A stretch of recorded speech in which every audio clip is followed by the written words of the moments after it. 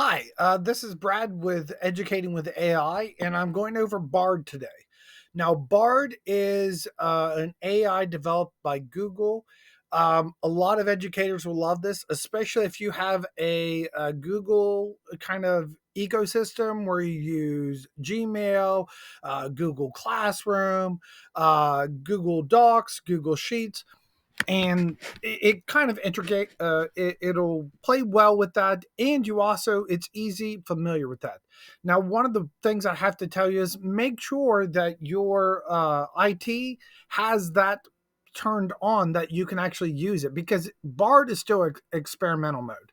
So Bard, if your ecosystem for your education for your district isn't set up to let you be able to use it, you won't be able to use it. But you can still pop in and use it with your personal account, but it doesn't play as well when you have that. Okay, so let's get it started. So Bard is like ChatGPT or Bing or any Huggy Face or Llama or the multiple. There's so many different forms of LLM, which is a large language model AI out there. But it's by a big name and it's coming out and it's doing things.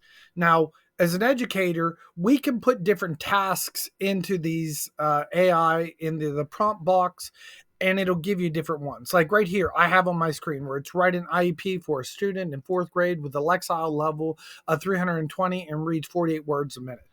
So right here with the general IEP I have here, it's come up for John Doe. It has the grade level, presenting level of performance. It has goals, intervention progress monitoring, personal responses, expected outcome, and reevaluation. So it's a general mold. Now, I have to always say this with anything in AI, when you use them to create for you, you have to go back and make sure that you customize. And also, don't ever put your real student's name in there. You can use the general information like Lexile levels, or reading words per minute, or nonsense words, or other things like that. And what great, but don't ever put any personal information into these kind of conversations when you put them in. One, it's for the safety of the student, and you don't want that information out there. So just to keep them safe. But if you put in general things, it will save you time and it will make it easy for you. Now with Bard, with the great things, let me hide that display box. This will actually read it to you. So if you have that, it'll read down through the prompt.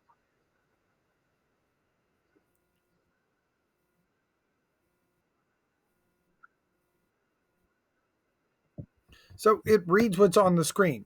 This is really good for students that you could also have customized with ADHD and things like that. But off of that, you could also have where it is. I said, write a letter to a parent that includes a sight, word, list, and passage. So I have the thing there, but this is something I can just have it create to match. Look, it writes a letter, gives things they can do to help their student or their son or daughter or that their sight word list, and there's a short little passage. Then I also can have it. So any of this can also be shared. So once you get done this, you don't need to cut and paste it in Google. You can just hit this right here where that it can actually put it into a Google Doc. It can also put it into an email. So right there, just right there, creates another email, will open a whole other tab, and it can be easily shared. So anything in here, it's a really nice tool for tasks like this. Now, if you don't like the response it gives, Bard also gives you the option where you can give it a thumbs down. You can also get different versions of this if you want. So, if you're looking to customize it or do other things, you could go through and you could get different things for this. Now, I will tell you, I have another prompt that writes a more specific IEP plan. Now, I didn't put any specific information for the student in there. I actually got this example from a case study from a book, and then I'm having it put it in there. So I wanted to create an IEP plan specifically for the Lexile with 346, reads 48 words a minute.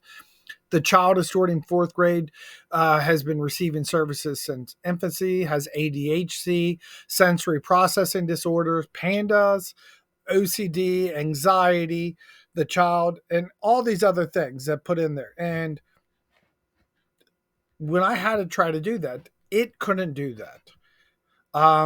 It does very good with generalization IEP plans, but I do want to give a shout out because if you go over to ChatGPT, which is another one, I put the same thing in.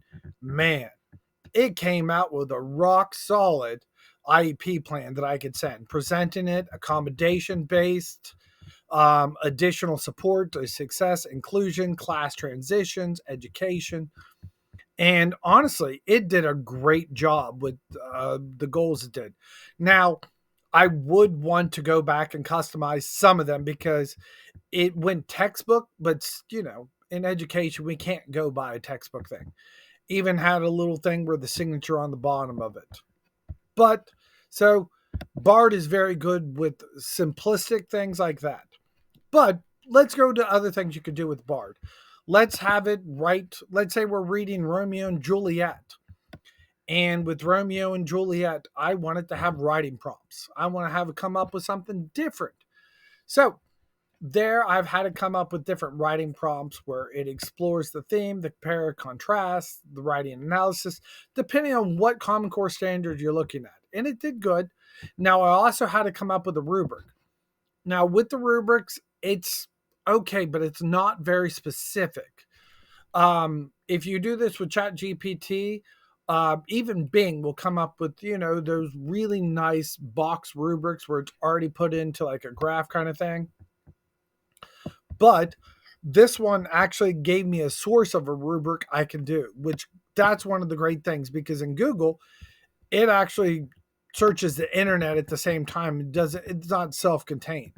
And here's one where it searched and found one for ninth grade. And it gave me a link to the document that it used to specify for that. Now, if I could also Google, and this is really good for also Googling, and you don't like the result, or you do, and you want to go deeper in to see if other people have created things. Remember, the AI is going to search and build its own example, pulling from the multiple ones. But maybe you just want to search and have a better search. This is where it will have a better search for the results of what you're looking for. So I had to go through and do that. But then I had to write an example of a poor example of the love development in Romeo and Juliet. It wrote a poor example I could share with my class. I can cut and paste that and show them what I'm not looking for. Because sometimes you don't want to use a student in the class as example as poor. You might want to use a good example of someone that's doing a good example on what an exemplary example of meeting the rubric is. But we don't want to shame a kid or pull one. So we use the AI to create a poor example of what it is. And it even states why and how they can improve it. And then I had to write a good example. Maybe I had a class that couldn't come up with a good example. Then I can also have it state why it's a good example, pulling through all the examples. So, AI, these are tools that we can use.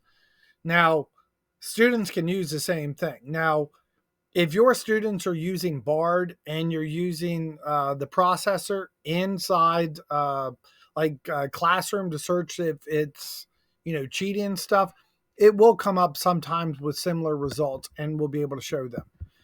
Now, if you're using for younger kids, I had it put right here. I had it write a rhyme for students to remember the facts of four. So it can create things like that. We can help to continue. We can have it create things to help us easy. Now, I also had it write it to Baby Shark.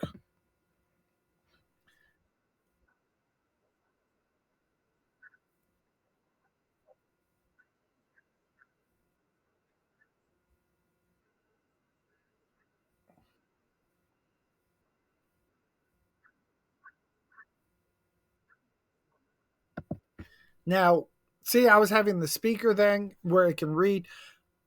I was hoping it would read the example in the beat of, but I don't think they're there yet. But they're working on it. I mean, it's growing all the time.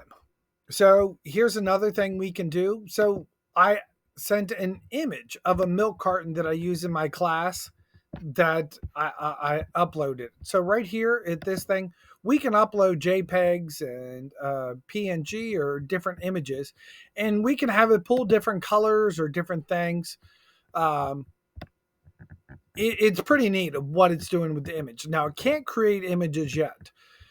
There are outside sources that can create images like Dolly 2. Um, there's other ones out there too that, but usually they're at a